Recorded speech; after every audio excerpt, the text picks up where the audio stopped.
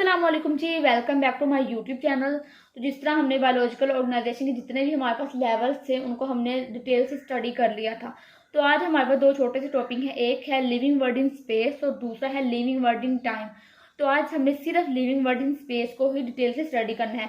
Living word in space में हमें ये पता चलता है कि जब से हमारी ये कायनात बनी है तब से ही लिविंग ऑर्गेनिज्म की जो स्ट्रेंथ है, उनकी जो तादाद है वो बढ़ती जाती है। फिर क्या होता है कि वो अपने आप से अपनी नस्लों को रिप्रोड्यूस करवाते हैं और तब से ही उन्होंने हमारी जो ये दुनिया है उसमें उन्होंने इवॉल्व होना शुरू कर दिया है।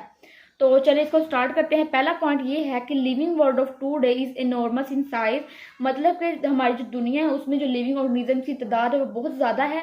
It has been reproducing and evolving since the time of its origin on this planet. और जब से हमारी दुनिया बनी है तब से ही इन्होंने अपनी नस्लों को रिप्रोड्यूस करवाना शुरू कर दिया है और तब से ही हमारी जो दुनिया है इन्होंने अपने आप को इवॉल्व करवाना शुरू कर दिया है।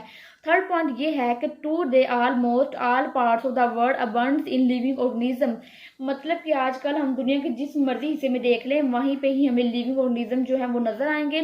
फोर्थ ये है कि the distribution of living organism in space can be studied through biomes. अगर हमने लिविंग ऑर्गेनिज्म की डिस्ट्रीब्यूशन को स्टडी करना हो तो वो हम सिर्फ एक चीज़ के जरिए ही स्टडी कर सकते हैं, जो कि है बायोम।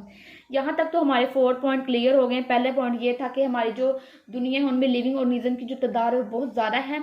दूसरा ये था कि इन्होंने अपनी नस्लों को रिप्रोड्यूस करवाया है और हमारे इन्वायरमेंट में इवॉल्व होना शुरू कर दिया है। थर्ड ये था कि दुनिया के जिस हिस्से में भी देख ले वहीं पे ही जो लिविंग ऑर्गेनिजम्स हैं ये बहुत ज़्यादा हैं। और फोर्थ ये था कि अगर हमें लिविंग ऑर्गेनिज्म की डिस्ट्रीब्यूशन को स्टडी करना हो तो वो सिर्फ हम बायोम्स के जरिए ही स्टडी कर सकते हैं। तो चलिए आगे हम डिस्कस करते हैं कि बायोम्स होते क्या हैं। अब biome is a large regional community primarily determined by climate.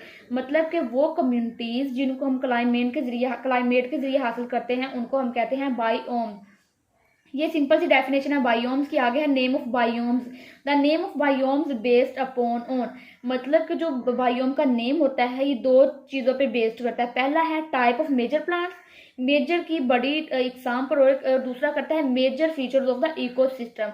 मतलब कि इकोसिस्टम के जो फीचर्स होते हैं इन पे जो इनका नाम है वो बेस्ड करता है। ये तो हमारा सिंपल सा टॉपिक था। तो अगर आपको ये लॉन्ग क्वेश्चन आ जाता है तो आपने लिविंग वर्ड इन स्पेस में लिविंग ऑर्गेनिज्म के बारे में लिखना है, फिर आपने लिखनी है बायोम्स की डेफिनेशन और फिर आपने लिख देना है नेम ऑफ बायोम्स। तो इंशाल्लाह कल वाले लेक्चर में हम living word in time detail से डिस्कस करेंगे, जिसमें आपको ये पता चलेगा कि अगर हमने किसी भी ऑर्गेनिज्म की एज को पता लगाना हो कि ये कब मतलब के पैदा हुआ था, कब मरा था, तो वो हम किन चीज़ों से मतलब के स्टडी करते हैं। ओके जी, अल्लाह हाफिज़।